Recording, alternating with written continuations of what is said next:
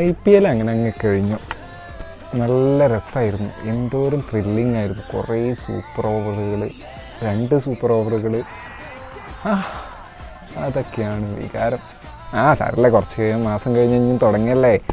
ചാടി എഴുന്നേറ്റ് പഞ്ചായത്ത് ഗ്രൗണ്ട് വഴി 2 റൗണ്ട് ഓടി ഒന്ന് പോടോ.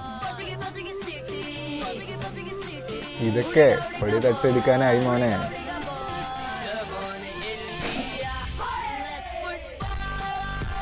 അല്ല, എന്താ നീ ചിരിക്കുന്നേ? ഈ കാണുന്ന കണ്ടൽ ലീഗിനെ പറ്റിയിട്ടല്ലേ നീ പറയുന്നത്? അപ്പൊ പിന്നെ എങ്ങനെ ചിരിക്കാതിരിക്കുക? കണ്ണാ, വിവരമില്ലായ്മ ഒരു പ്രശ്നമല്ല, പക്ഷെ അത് അലങ്കാരമായി കൊണ്ടിടക്കരുത്.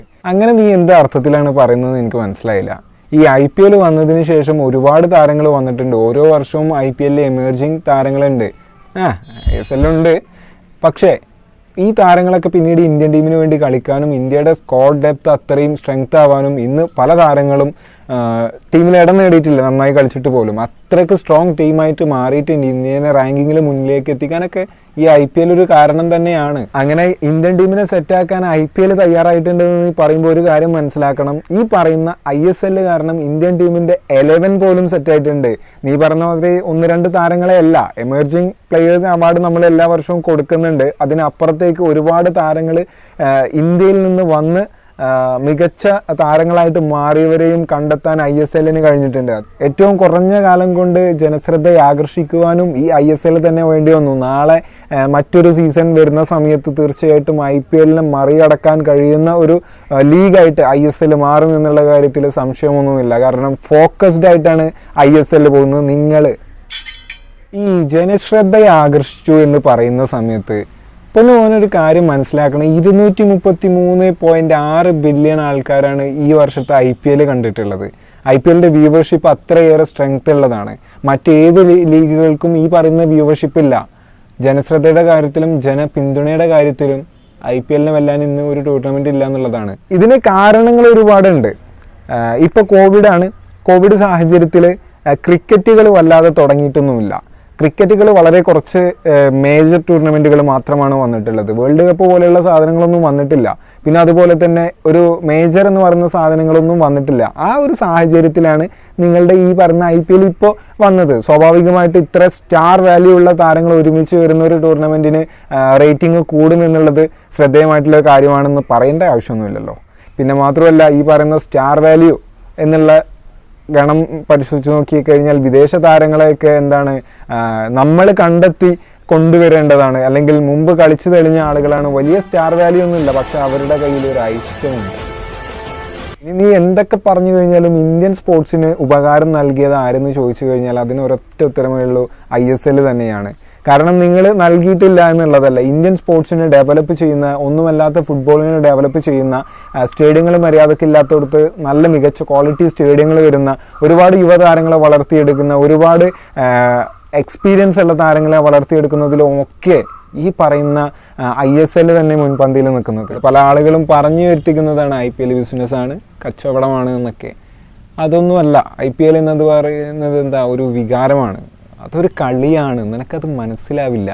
IPL ബിസിനസ് അല്ല എന്ന് പറയുന്നത് നിന്നോട് എനിക്ക് പറയാനുള്ളൊരു കാര്യം, അടുത്ത വർഷം ഒരു പുതിയ ടീം വരുന്നുണ്ട് എന്ന് പറഞ്ഞപ്പോൾ പല ആൾക്കാരും അതിനെ എതിർത്തു, പല ആൾക്കാരും സപ്പോർട്ട് ചെയ്തു.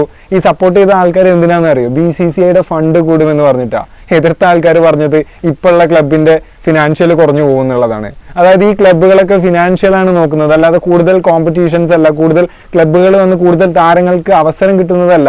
എത്രയോ ഇന്ത്യൻ ആഭ്യന്തര താരങ്ങൾ ഇപ്പോഴും ബെഞ്ചിന്റെ പുറത്തിരിക്കുന്നുണ്ട്, ഇവർക്ക് ചാൻസ് കൊടുക്കുന്നില്ല. ഇപ്പോൾ പുതുതായിട്ട് വന്ന വാർത്ത എന്ന് പറഞ്ഞു കഴിഞ്ഞാൽ ഒരു ടീമിനകത്ത് 5 വിദേശ താരം പറ്റുമെന്നുള്ളതാണ്. കഴിഞ്ഞ വർഷങ്ങളിലൊക്കെ ഉണ്ടായിരുന്നതിനേക്കാൾ ഒരു വിദേശ താരത്തെ കൂടി കൂട്ടുന്നു. അതാണ് നിങ്ങൾ ചെയ്യുന്നത്. എന്തിനാ? ടീമിന്റെ ബാലൻസ് കണ്ടെത്താൻ വേണ്ടിയിട്ട്. ISL അങ്ങനെയല്ല ചെയ്യുന്നത്. ISLന് മുൻപ് 4-5 വിദേശ താരങ്ങളൊക്കെ പറ്റിയിരുന്നത് പതിയെ അത് കുറക്കാനും ഇതിൽ ഒരാൾ ഏഷ്യൻ ആവണം എന്നുള്ള പല തരത്തിലുള്ള റൂളുകൾ വെച്ചിട്ട് ഇന്ത്യൻ താരങ്ങൾക്ക് ഏഷ്യൻ എക്സ്പോഷറും ഇന്റർനാഷണൽ എക്സ്പോഷറും കിട്ടുന്ന തരത്തിലാണ് പ്ലാൻ ചെയ്തിട്ടുള്ളത്. ഈ പറയുന്ന IPLൽ 4-5 വിദേശ താരങ്ങളും അതോടൊപ്പം തന്നെ ഇന്റർനാഷണൽ എക്സ്പീരിയൻസ് ഉള്ള ഇന്ത്യൻ സീനിയർ താരങ്ങളും കൂടിക്കഴിഞ്ഞാൽ അവർ തന്നെ മതി മത്സരം ജയിപ്പിക്കാൻ. പക്ഷെ ISLൽ അങ്ങനല്ല. ആഭ്യന്തര താരങ്ങൾ കളിക്കാത്ത ഒരു ടീമും അവിടെ ജയിക്കില്ല മോനെ. അതാണ് ISLന്റെ ക്വാളിറ്റി. അത് തന്നെയാണ് പറയുന്നത്, ഇന്ത്യൻ യുവതാരങ്ങളെ വളർത്തിയെടുക്കുന്നതിൽ ISL വരില്ല IPL. നിങ്ങൾ ചെയ്യുന്നില്ല എന്നല്ല പറഞ്ഞത്, ISL ചെയ്യില്ല അല്ലെങ്കിൽ ആവില്ല എന്നുള്ളതാണ്. പിന്നെ ഏറ്റവും ശ്രദ്ധേയമായിട്ടുള്ള ഒരു കാര്യം, ഈ IPL താരങ്ങൾക്ക് NOC കൊടുക്കുന്നില്ല നമ്മുടെ BCCI. അത് അതിൻ്റെ വളരെ കൃത്യമായിട്ടുള്ള ബിസിനസ് ഉദ്ദേശമാണ്.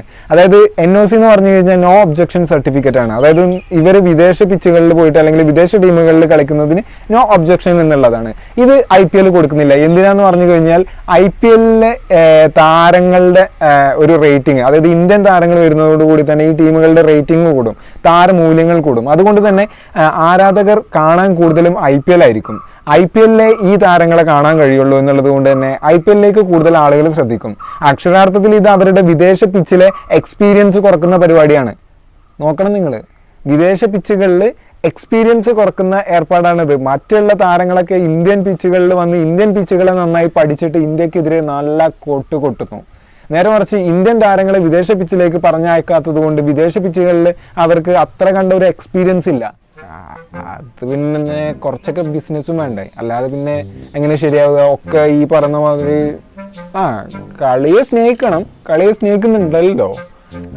അതിനപ്പുറത്തേക്ക് കുറച്ച് ബിസിനസ് വന്നില്ലെങ്കിൽ ഈ ടീമുകളൊക്കെ കടം കയറി പൂട്ടി പോടോ. ISL എന്നല്ല, ഫുട്ബോളിൽ എവിടെയും ഒരു ക്ലബും കടം കയറില്ല. അവർ ക്വാളിറ്റി മത്സരം പുറത്തെടുത്തു കഴിഞ്ഞാൽ ബിസിനസ് ഉദ്ദേശം വെച്ചുകൊണ്ട് ഏറ്റവും കുറഞ്ഞ പൈസക്ക് ചില താരങ്ങളെ വാങ്ങിക്കൊണ്ട് ബിസിനസ് എന്ന് പറഞ്ഞുകൊണ്ട് നടന്നു കഴിഞ്ഞാൽ അത് കിട്ടില്ല, അത് കടം കയറി പോകത്തേ ഉള്ളൂ. അപ്പോൾ പലരും പറഞ്ഞിട്ടുള്ളതാണ് കേരള ബ്ലാസ്റ്റേഴ്സ് കടം കയറിയ ഒരു ടീമാണെന്നുള്ളത്. പക്ഷേ ഈ സീസണിലേക്ക് വന്നു കഴിഞ്ഞാൽ ഏറ്റവും വാല്യൂ ഉള്ള ക്ലബ്ബ് കേരള ബ്ലാസ്റ്റേഴ്സാണ്. ഏറ്റവും കൂടുതൽ പണം മുടക്കിയിട്ടുള്ളതും കേരള ബ്ലാസ്റ്റേഴ്സാണ്. സിമ്പിളാണ് കാര്യം, ഇത്രയേ ഉള്ളൂ. രണ്ടും രണ്ട് പേഴ്സ്പെക്റ്റീവാണ്. രണ്ടും കായിക വിനോദങ്ങൾ എന്നതിനപ്പുറത്തേക്ക് രാജ്യത്തിന് പല കോൺട്രിബ്യൂഷൻസ് ആണ് നൽകുന്നത്. IPL ബിസിനസ് വമ്പന്മാർക്ക് കൂടുതൽ സാധ്യതകൾ കൊടുക്കുന്നു, പിന്നെ അതുപോലെ തന്നെ താരങ്ങൾക്ക് കൂടുതൽ പൈസ കൊടുക്കുന്നു. ഇങ്ങനെ ഒരു ബിസിനസ് ആയിട്ടുള്ള ഒരു അട്രാക്റ്റീവ് രീതിയിലേക്ക് ക്രിക്കറ്റിനെ ഒരു ഗ്ലാമറസ് പരിവേഷം കൊണ്ടുവരുത്തുന്നു. പണ്ട് ടെസ്റ്റുകൾക്കുള്ള ആരാധക വൃന്ദം കുറഞ്ഞപ്പോൾ അത് 50 ഓവറുകളാക്കി. അതിനും ആരാധകർ കുറഞ്ഞു വരികയെന്ന് കണ്ടപ്പോൾ 20 ഓവറുകളാക്കി. ഇപ്പോൾ ഈ 20 ഓവറുകൾക്കും ആരാധകർ കുറഞ്ഞത് കൊണ്ടാണ് ചെറിയ തോതിലെങ്കിലും T10 മത്സരങ്ങൾ നടക്കുന്നത്. അതുപോലെ നാളെ IPL T10 ആയില്ല എന്ന് ആര് കണ്ട്?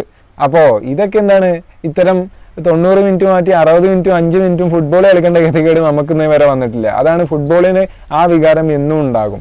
ഫുട്ബോളിൻ്റെ ആ ഒരു ക്രേസ് എപ്പോഴും നഷ്ടപ്പെടാതെ തന്നെ കാത്തു സൂക്ഷിക്കാൻ ഫുട്ബോളിന് കഴിയുന്നുണ്ട്. ക്രിക്കറ്റ് പല മാറ്റങ്ങളും വരുത്തുന്നത് പ്രേക്ഷക ശ്രദ്ധയെ ആകർഷിക്കാനാണ്. അതിനെ ഗ്ലാമറസ് ആക്കുക എന്നുള്ളതാണ് ഇവർ നോക്കുന്നത്. BCCIക്കും പ്രധാന ഫണ്ടിങ് സോഴ്സുമാണ് IPL. നേരെ മറിച്ച് ISL എന്ന് പറഞ്ഞു കഴിഞ്ഞാൽ അങ്ങനെയല്ല. തീർച്ചയായിട്ടും ഇതിൽ ഫണ്ടിങ് സോഴ്സുകളുമുണ്ട്, ബിസിനസ്സുകളുമുണ്ട്.